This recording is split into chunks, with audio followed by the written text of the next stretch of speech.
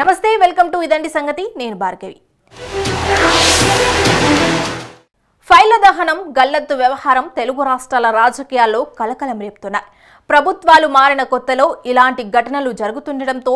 అసలు ఏం జరిగింది ఎందుకు ఇలాంటి పరిణామాలు సంభవిస్తున్నాయి అన్నది అందరి ఆలోచించేలా చేస్తోంది అంతేకాదు పలు అనుమానాలు తలెత్తేలా చేస్తున్నాయి ఆయా సంఘటనలు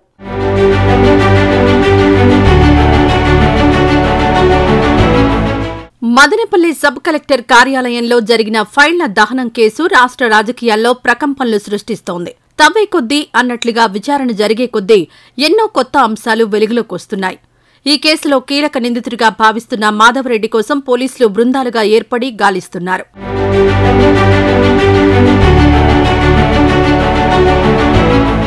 టీడీపీ కూటమి ప్రభుత్వం ఈ ఘటనపై ప్రత్యేకంగా ఫోకస్ పెట్టడంతో రెవెన్యూ పోలీస్ యంత్రాంగం ఉరుకులు పరుగులు పెడుతోంది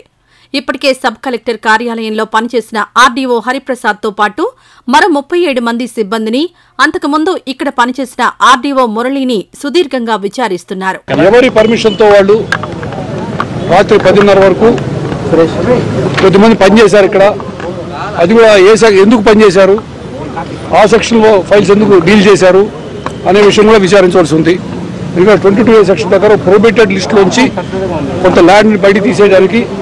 జరుగుతుంది ప్రయత్నంలాగా అనిపిస్తున్నది అగ్గిపుల్లలు కనిపిస్తూ అయితేనేమి ఆ తర్వాత కొంచెం దూరంగా కొన్ని ఫైల్స్ ఇంకా కాలుతూ ఉంటాం అయితేనేమి చూశాక ఇవన్నీ చూశాక ప్రత్యేకంగా మాకు కొన్ని అనుమానాలకి అనిపిస్తూ ఉన్నది ఈ ఘటనలో ప్రధాన కుట్రదారులను గుర్తించేందుకు నిష్పక్షపాతంగా దర్యాప్తు చేస్తున్నారు జిల్లా పోలీసు యంత్రాంగం ఇప్పటికే విచారణలో ఆయా వ్యక్తులు చెబుతున్న సమాచారాన్ని క్రోడీకరించడం వారి కాల్ డేటాలు పరిశీలించడం ఫోరెన్సిక్ ల్యాబ్కు పంపడం లాంటివి చేస్తున్నారు అధికారులు అగ్ని ప్రమాదం అనేది అది ఏ విధంగా జరిగిందనేది దాదాపు ఇప్పుడు డీజీపీ సార్ ఇక్కడ ఎస్పీ గారి ఆధ్వర్యంలో మొత్తం కూడా ఒక 10 టీంలు వేసి విచారణ చేస్తున్నారు 25 సబ్జెక్టులకు సంబంధించిన ఫైల్స్ రన్నింగ్ ఫైల్స్ అందులో దగ్ధమైపోయాయి సో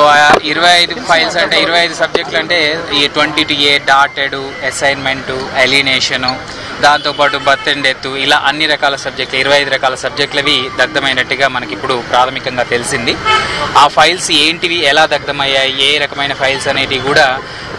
డిఆర్ఓ మరియు ఇతర ఆఫీసర్ల ఆధ్వర్యంలో కూడా టీమ్స్ వేయడం జరిగింది సో అవి కూడా బయటికి తీస్తాము ఏ ఫైల్స్ వెళ్ళిపోయాయి అనేది కూడా చూస్తాము వెబ్లాండ్లో ఎటువంటి ప్రాబ్లం లేదు వెబ్లాండ్ అనేది ఆన్లైన్ అయిపోయింది మిగతా ఏవైతే డిజిటైజేషన్ అయినా అవన్నీ డిజిటైజ్ అయి ఉన్నాయి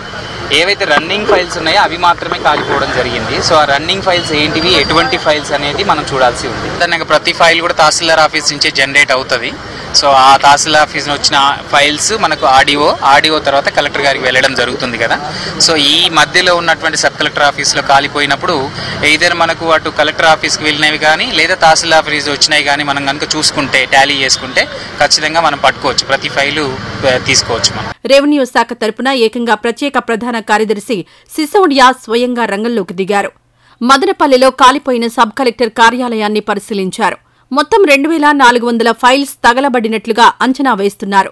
మరో 700 దస్త్రాలు ఓ మోస్తరుగా కాలిపోయినట్లు గుర్తించారు వాటిని రికవరీ చేసి పరిశీలించనున్నారు సచివాలయాలతో పాటు సబ్ రిజిస్ట్రార్ కార్యాలయాలకు సైతం వెళ్లి తనిఖీలు నిర్వహించారు సిసోడియా ఆఫీస్లో కరెంట్ ఫైల్స్ ఒక 2400 దాకా ఫైల్స్ తగలబడినాయి కానీ అవి పెద్ద ఇష్యూ కాదు ఎందుకంటే పర్మనెంట్ రికార్డ్స్ కావాలి కరెంట్ ఫైల్స్ ని ఎప్పుడైనా మళ్ళీ మనం రీక్రియేట్ చేయడానికి వీలు పడుతుంది అన్ని ఫైల్స్ రీక్రియేట్ చేస్తాం 700 ఫైల్స్ మాత్రం బికాజ్ ఇప్పుడు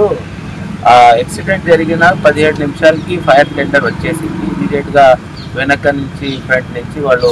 కంట్రోల్ చేశారు బట్ చచ్చిపోయిన ఫైల్స్ ఉన్న ఏం పనికి వస్తాయి 700 దాకా అలాంటివి కరెంట్ ఫైల్స్లో ఏముంటుందంటే కరెంట్ ఫైల్ ఈరోజు నడిచిన ఫైల్ అంటే ఆ కరెంట్ ఆర్డీఓ ఆఫీస్లో ఉంటుంది కదా తహసీల్దార్ నుంచి వస్తుంది కలెక్టర్కి పోయిన ఇటువంటి ఫైల్స్ ఏదైతే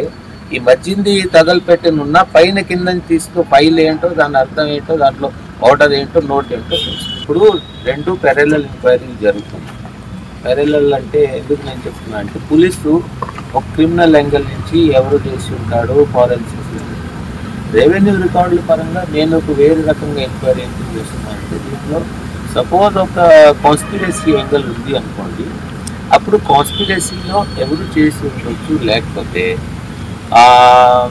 ఇది ఏ కారణాల వలన ఆ ఫైల్స్ ఎవరికైనా రిస్క్ ఉంది అని అనుకుంటున్నారా, లేకపోతే అలాంటి ఏమైనా ఉండొచ్చా అని ఆ యాంగిల్లో ఇప్పుడు ఆ యాంగిల్లో పోలీసు వెళ్ళలేదు. ఇప్పుడు రెవెన్యూ తెలిసిన వాళ్ళే ఇప్పుడు ఎట్లా ఉంటుంది ఫైల్స్, దాంట్లో ఏది ఉండొచ్చు ఏది ఉండకపోవచ్చు అని మాకు తెలుసు. కాబట్టి ప్యారలల్ ఎంక్వైరీ మన ఆనరబుల్ చీఫ్ మినిస్టర్ గారు అలా ఆర్డర్ ఇచ్చారు. అయితే కేవలం మదనపల్లె కాదు, రాష్ట్రంలో ప్రభుత్వం మారిన తర్వాత మరికొన్ని చోట్ల ఫైళ్లు దహనం కావడం, గల్లంతు కావడం లాంటి ఘటనలు జరిగాయి. కృష్ణా జిల్లా పెనమలూరు సమీపంలో పొల్యూషన్ కంట్రోల్ బోర్డు, ఏపీ ఖనిజాభివృద్ది సంస్థలకు చెందిన ఫైల్స్ ను బస్తాలలో తీసుకొచ్చి విజయవాడ అవనిగడ్డ కరకట్టపై ఓ వ్యక్తి తగులబెట్టడం కలకలం రేపింది. అలాగే కొన్ని హార్డ్ డిస్కులు కూడా అగ్నికి ఆహుతయ్యాయి. పరిస్థితి గమనించి స్థానికులు కొందరు అక్కడికి వెళ్లి అడ్డుకోవడంతో విషయం బయటకొచ్చింది.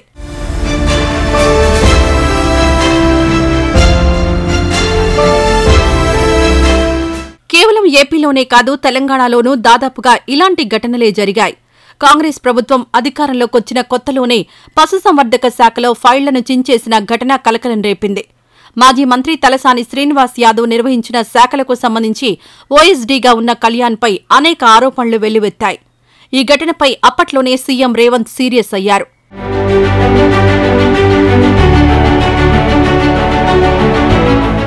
ఏపీ, తెలంగాణ రెండు చోట్ల స్వల్ప కాల వ్యవధిలోనే ప్రభుత్వాలు మారాయి. అప్పటి వరకు అధికారంలో ఉన్న పార్టీలో ఓటమి పాలై ప్రత్యర్థి పార్టీలు పవర్లోకి రావడం, వెంటనే ఇలాంటి ఘటనలు జరుగుతూ ఉండడంతో ఏదో తప్పు జరిగిందని, అందుకే ఇలా చేస్తున్నారన్న విమర్శలు వెల్లువెత్తుతున్నాయి.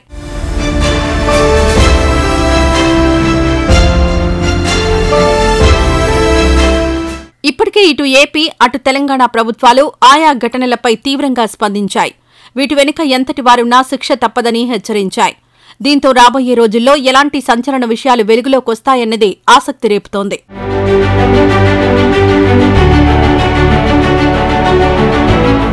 ఇది ఇవాల్టి ఇదంటి సంగతి కార్యక్రమం. రేపు మరో ఎపిసోడ్లో మళ్ళీ కలుసుకుందాం. అంతవరకు సెలవు. నమస్తే.